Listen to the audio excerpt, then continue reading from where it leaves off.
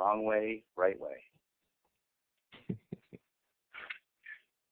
All right, so some examples, John. You wanna take the QR codes? Yeah. So here's some great examples of the wrong way.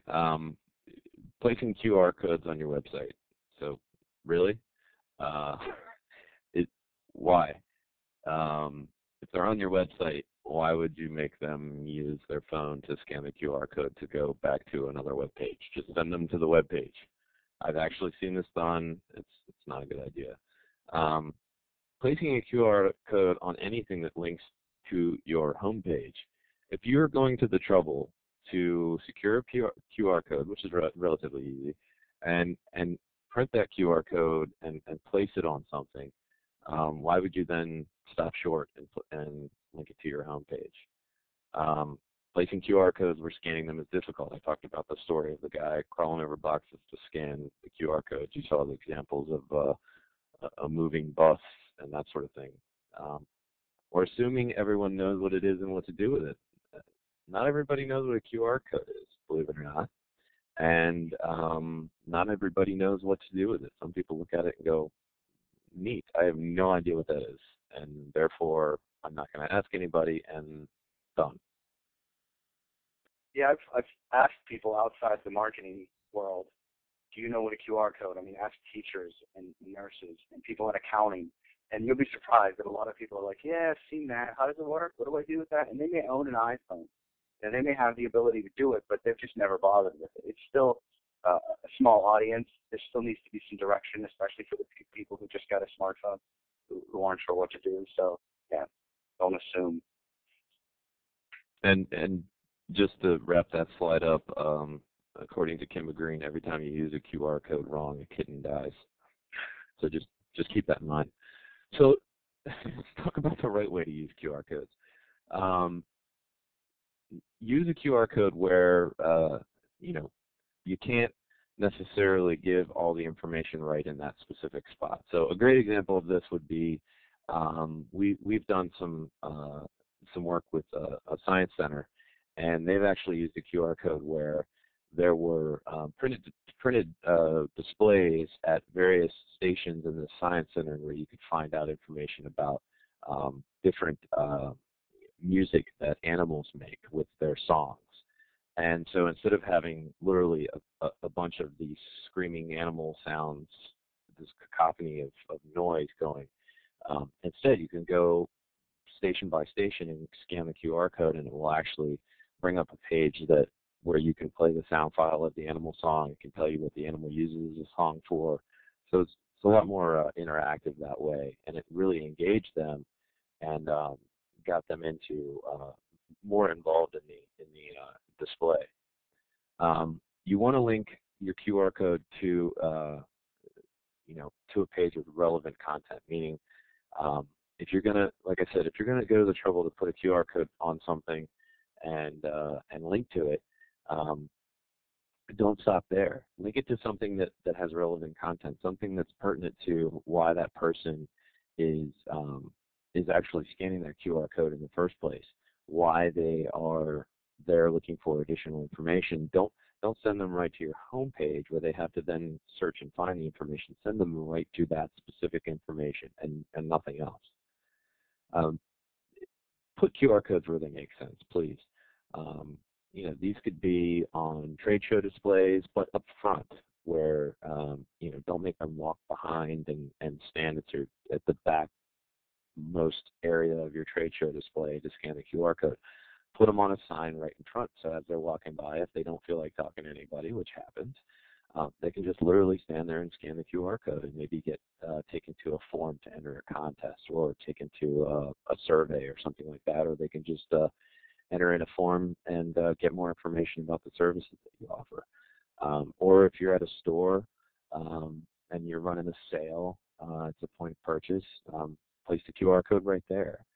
That makes sense. Also, know your audience. If you're dealing with people on older cell phones, or you just know that they're probably not very tech savvy, or you've actually gone to the trouble to survey them and find out what kind of audience you're dealing with, and you're really finding out, okay, these people are really not tech savvy. They're not smartphone users. They're not early adopters. They're not the type of people that are going to know how to deal with a QR code. Don't use a QR code. So it's really important to know your audience and to know whether or not you're going to be able to be effective using something like a QR code.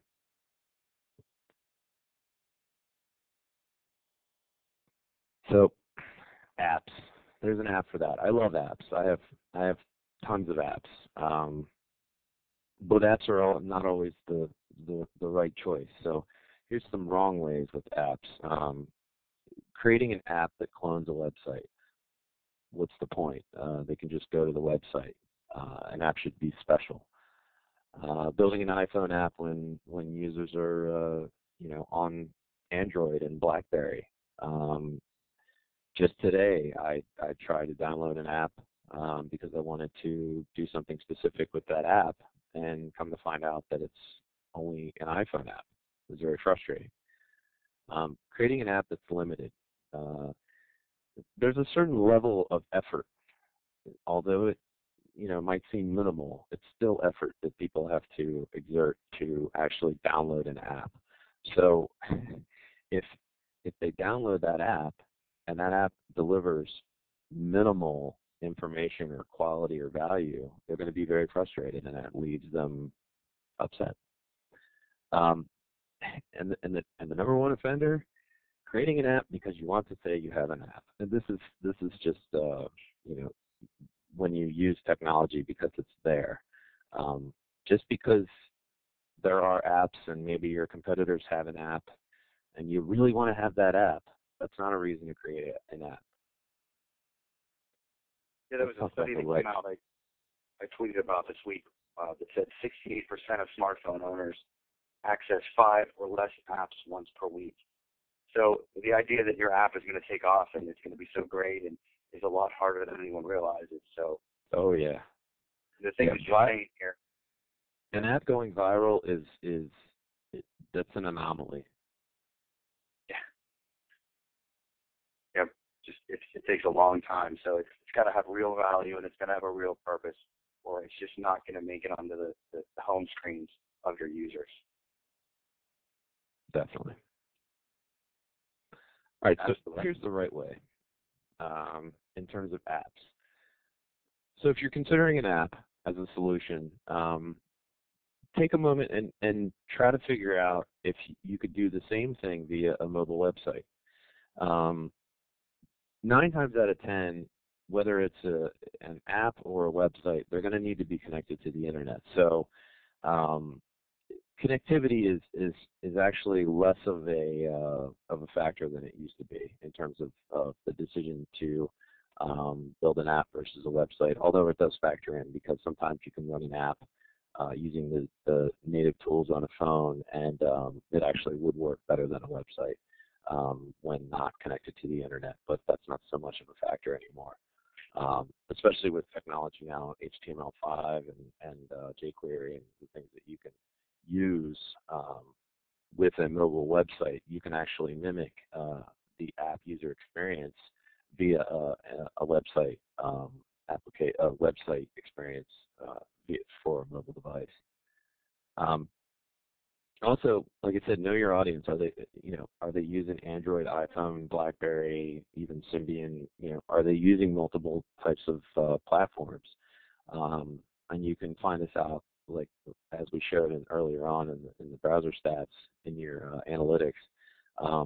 If they are really spread across multiple platforms, it might make more sense to focus on a mobile website as opposed to going to the trouble to develop an app. Because when you develop an app, you have to develop it specifically for that device, for that platform, and then you have to get it into their app store. So it's a pretty involved process. So if you think your audience is spread across multiple platforms, it probably makes more sense to try to do what you're trying to accomplish via a mobile website.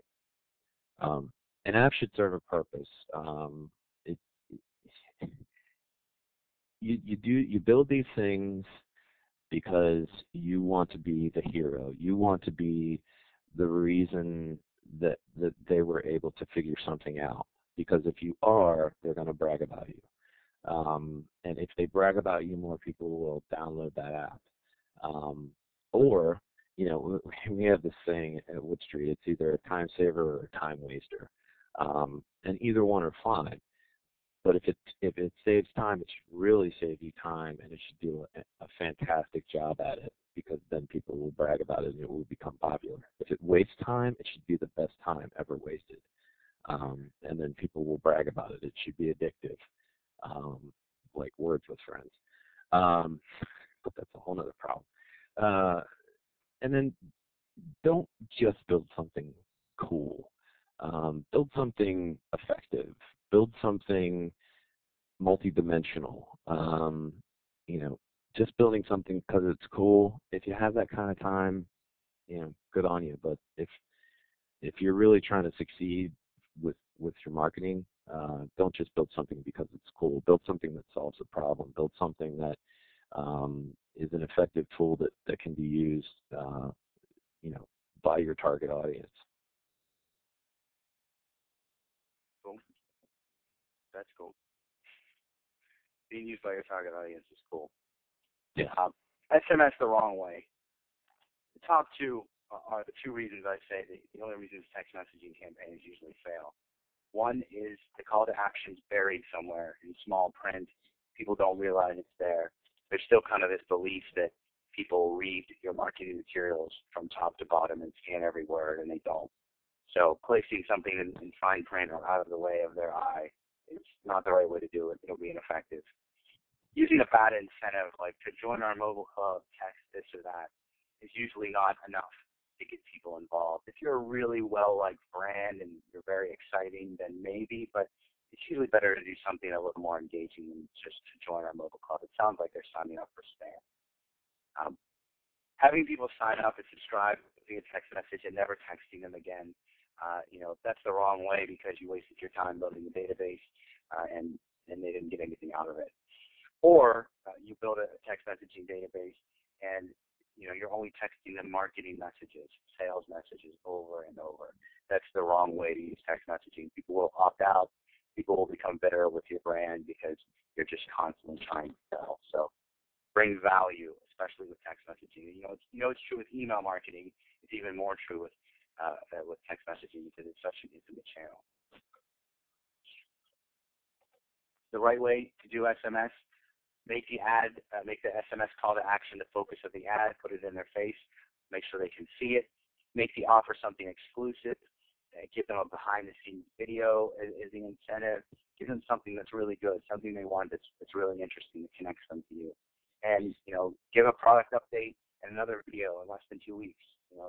Send a text message once a month, maybe every other week.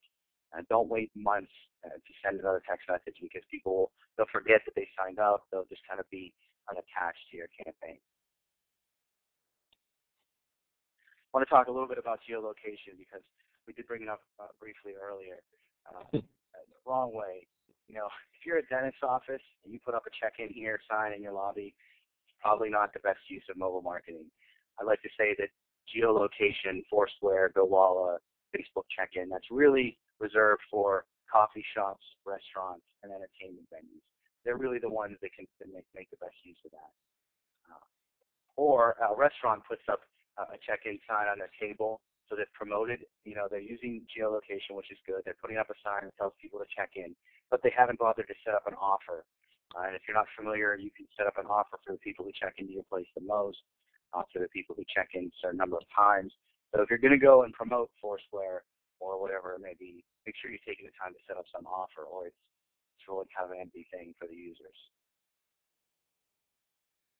The right way to do it would be the dentist's office not bothering with geolocation and check-in and concentrating on another form of mobile marketing. Maybe something involving media, maybe something involving an event they go to, or a sponsorship they have at a local sports team.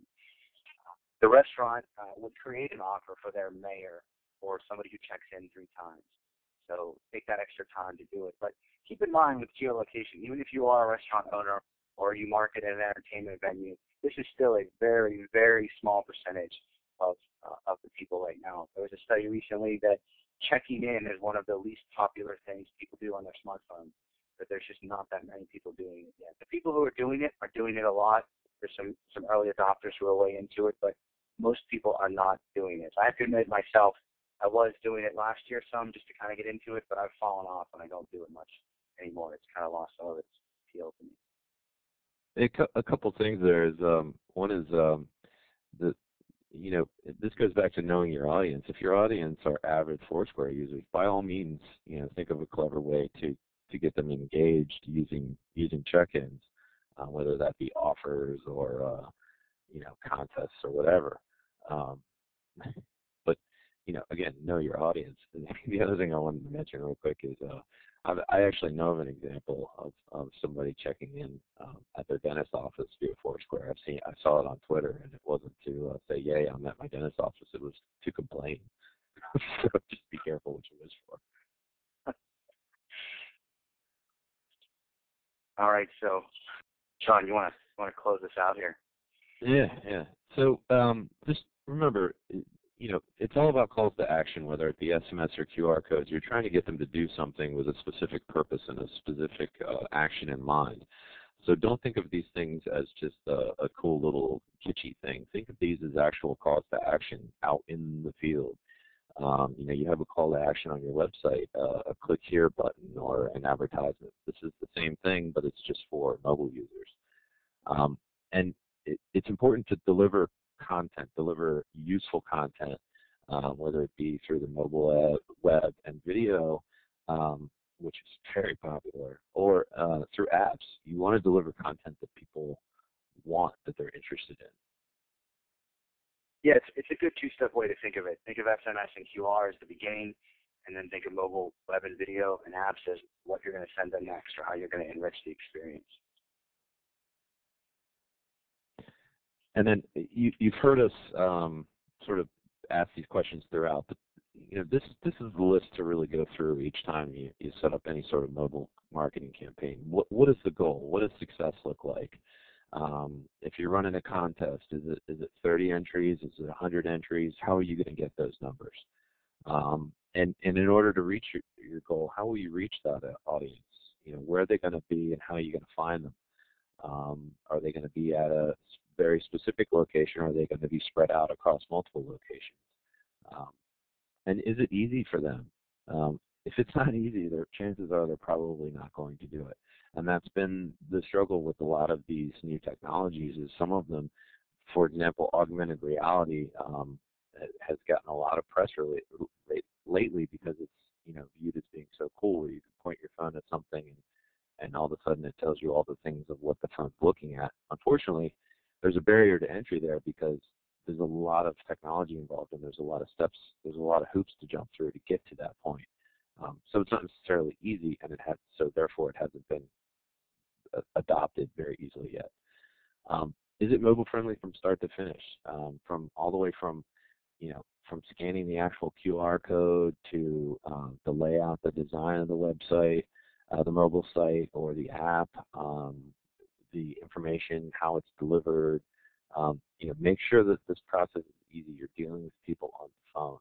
They are in a hurry, whether they actually are or not. They are in a hurry in their minds, and so they have a very, very short attention span. And if it's not mobile friendly, they're going to get very frustrated. And finally, and if you can't answer yes to this question, don't do it.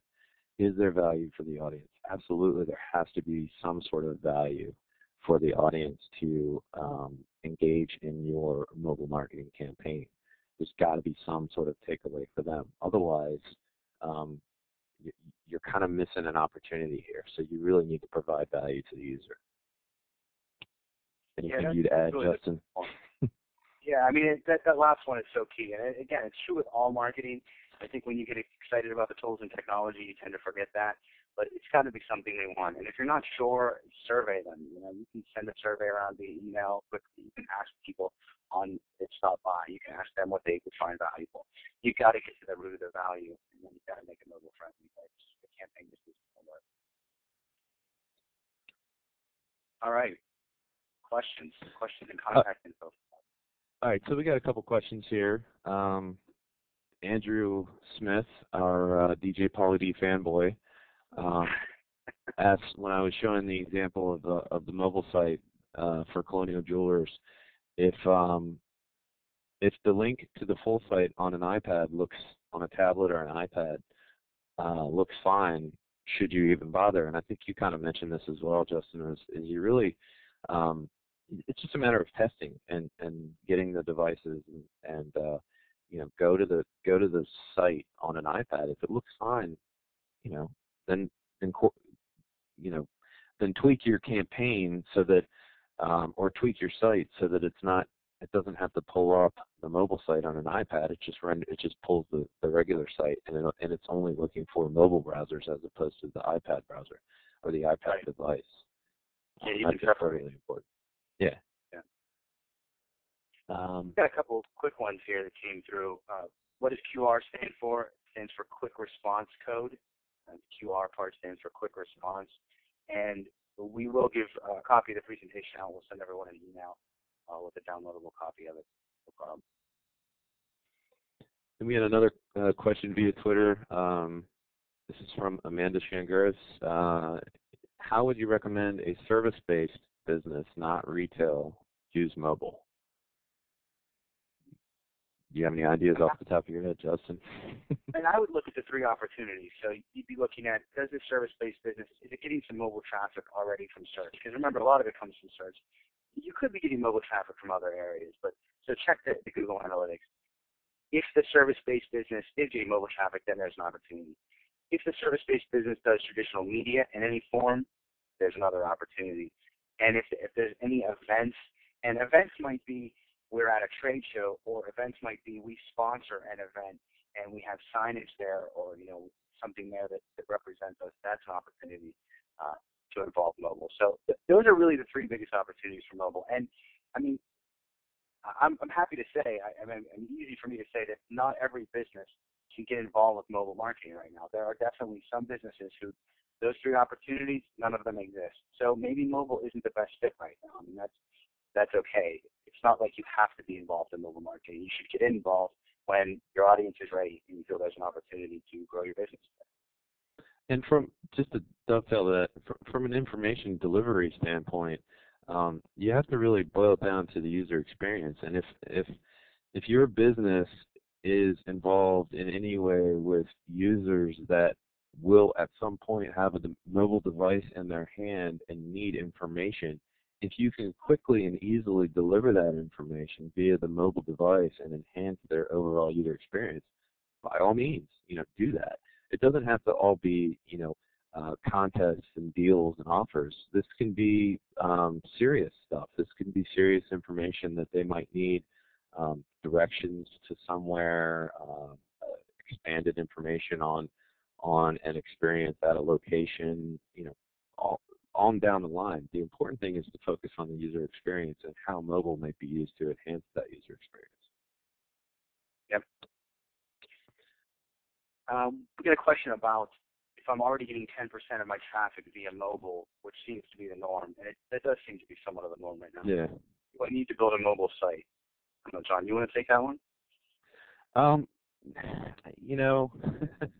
It's a tough question to answer because I don't know the target audience, and I also don't know what the site looks like rendered normally on a mobile device. If your site is somewhat user-friendly and you're only getting 10%, and it is usable as it exists right now on a mobile device, and your budget's limited, then maybe it's not worth the investment. But if your site's got a lot of information and it's pretty cluttered and it's almost it's virtually impossible to use on a mobile device, and you've got 10% of your audience, can you afford to alienate that 10%?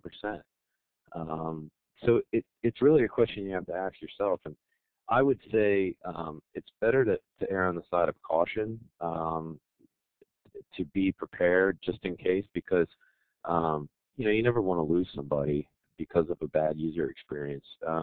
So my advice would be, if your site doesn't render well as it is right now on a mobile device, maybe at least set up a mobile landing page that gives them the very quick information that they need, not necessarily the entire site, but just some quick, useful information that they may need while on a mobile device, and then a link to the full site. Yeah, and I'd say another way to answer that would be, if you're only getting 10% mobile traffic right now and you're not doing anything to promote mobile, maybe the answer is, all right, let's build a mobile site and let's look for those opportunities in traditional media or events, and let's try to reach a new mobile audience. If you're going to say you're on the fence, make the investment in a mobile website, but promote it. Don't just try to feed off the current traffic you have. Do more with it, because there definitely it can be an advantage to reaching somebody on their phone when none of your competitors are yet. So there is an early mover advantage there for sure. Another question we had here from Twitter was from Kimba Green. Are you now expecting, and I don't know if this is a joke or not, but I'll answer it seriously. Are you now expecting people to think before they build an app? I think it was a joke, but yes. In all seriousness, yes. I'm expecting people to think before they do anything. And that sounds like a joke question and a joke answer, but the horrible reality of all of this is that this doesn't always occur. The process, the user experience isn't always thought out all the way through. So, yeah, I mean, map this stuff out. Think about the target audience and how you might use this technology to enhance their lives or make them a better customer, basically. Yeah. Yeah, think it all the way through. Yeah, I think that's the biggest problem you see with QR codes. It's just think, QR code, what a QR code, and not think the whole thing through from your audience's viewpoint. And and apps are still that. It's still that I want to have an app, I need to have an app, but I'm not really thinking through what that app's going to do and what value it's going to bring.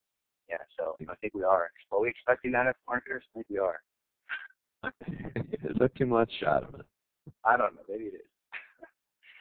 Anyway, so we're just about at 3 o'clock here Eastern. We appreciate everyone coming out today. We hope it was useful. Like I said, we'll send around the presentation via email. Our contact information is here on the screen. You can find us on Twitter. We're both always on Twitter. And if you want to get in touch with Polly D, I think Andrew Smith, who was on the chat here, can help you with that. So, anyway, thanks everyone for coming, and we look forward to talking to some of you soon. Take care. Thanks a lot.